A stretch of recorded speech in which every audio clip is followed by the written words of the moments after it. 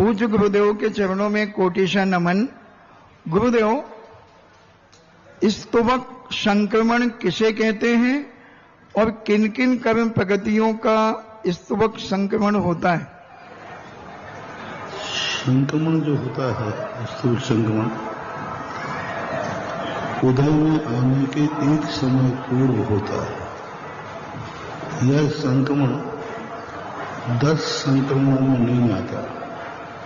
10 प्रकार के जो करण हैं उनमें नहीं आता है, क्योंकि इस संक्रमण के लिए कोई विशेष पुरुषार्थ नहीं करना पड़ता है। जो प्रकृति उदयावली में आ रही है और उसके विपरीत विपक्ष प्रकृति का उदय है, सजाति का, तो जैसे असाता का उदय चल रहा है, साता उदयावली में है, तो एक समय पर जैसे उदय में आएगी तत्समय वह असाता रूप परिणत हो जाती है। तो स्तूप संक्रमण जो है प्रायः अपनी सजाति में होता है। संक्रमण प्रायः सजाति में होता है, लेकिन जो प्रकृति उसकी उदय में है उस रूप हो जाता है। सभी प्रकृतियां स्तूप संक्रमण के योग्य होती हैं। ऐसी कोई प्रकृति नहीं है जिसका स्तूप संक्रमण नहीं होता।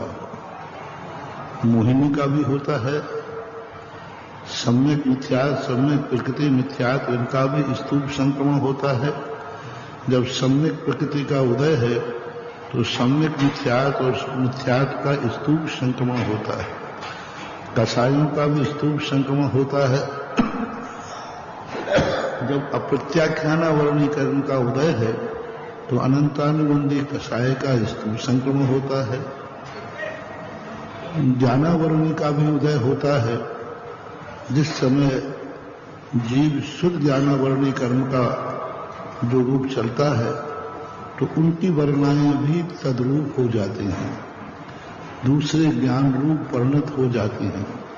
जैसे अवध ज्ञानावरण कर्म का क्षोभ समय उदय में चल रहा है, उस समय अन्य कर्म वर्णाएं भी उदय में है, मन पर्याय ज्ञान आदि, तो उनका भी स्तूप संक्रमण निषेकों की अपेक्षा हो जाता है।